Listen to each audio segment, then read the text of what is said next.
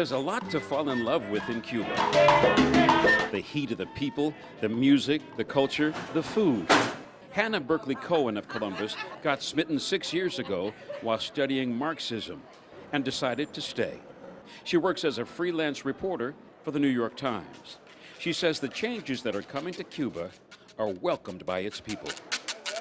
Cubans are very accepting and they're welcoming of all of these changes because it means the potential for higher salaries, the opportunity to mingle with foreigners, which means more money in their pockets, and just a more globalized version of Cuba.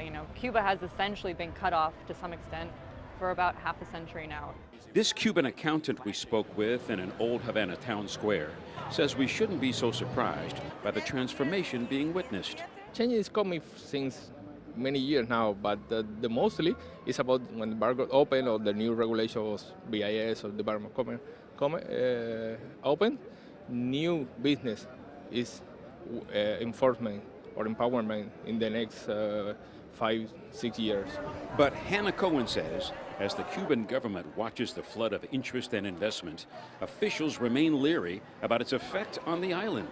I think there's a lot of hesitation and a lot of skepticism because the last time Americans were in Cuba, Cuba was the American playground. We really took advantage of Cuba. I think the government officials are wary that we want to do that again, and they're not going to let us do that again.